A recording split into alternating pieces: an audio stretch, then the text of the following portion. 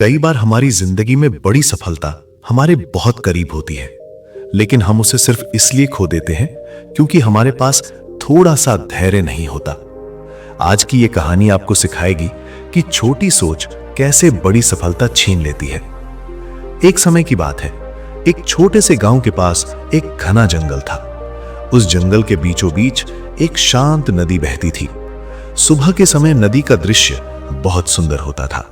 सूरज की किरणें पानी पर पड़ती थीं और पानी सोने की तरह चमकने लगता था। गांव के लोग अक्सर वहां मछलियां पकड़ने जाया करते थे।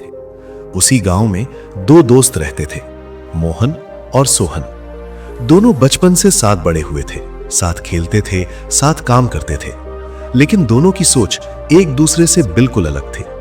मोहन बहुत शांत और धैर्यवान स्वभाव का था। वो हर काम को सोच समझ कर करता था। वहीं सोहन थोड़ा जल्दबाज और लालची स्वभाव का था। उसे हर काम में जल्दी फायदा चाहिए होता था। एक दिन दोनों ने सोचा, क्यों ना नदी में जाकर मछलियां पकड़ी जाएं। सुबह सुबह दोनों अपने कांटे और टोकरी लेकर नदी किनारे पहुंच गए। नदी के पास हल्की ठंडी हवा चल रही थी और चारों तरफ पक्षियों की आवाजें गूंज रही थीं। दोनों ने अपने कांटे पानी में डाल दिए और इंतजार करने लगे। कुछ ही देर बाद सोहन के कांटे में हलचल हुई। उसने जल्दी से कांटा खींचा। कांटे में एक छोटी सी मछली फंसी हुई थी। सोहन बहुत खुश हुआ। उसने तुरंत मछली को निकालकर अपनी टोकरी में डाल लिया। मोहन ने यह देखा और मुस्कुराते हुए कहा, सोहन, यह मछली अभी बहुत छोटी है, इसे वापस नदी में छोड़ दो। थोड़ा इंतजार करोगे तो बड़ी मछली भी मिल सकती है। सोहन हंस पड़ा। वो बोला, तुम भी अजीब बात करते हो। जो चीज हाथ में आ गई उसे क्यों छोड़ूं? क्या पता बाद में कुछ मिले या ना मिले। मोहन ने कुछ नहीं कहा, वो बस मुस्कुरा दिया। कुछ देर बाद मोहन के कांटे में भी एक मछली फंसी, लेकिन वो भी छोटी ही थी। मोहन ने उसे धीरे से पकड़ा और फिर वापस नदी में छोड़ दिया। सोहन ने हैरानी से पूछा, तुम बार बार मछलियां क्यों छोड़ रहे हो? मोहन ने शांत स्वर में कहा, क्योंकि मुझे बड़ी मछली चाहिए।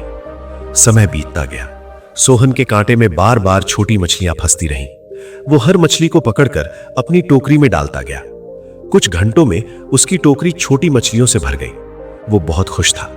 वो बार बार मोहन को चिढ़ाते हुए कहता, देखा, मेरी टोकरी भर गई और तुम्हारे पास अभी तक कुछ भी नहीं है। मोहन शांत बैठा रहा।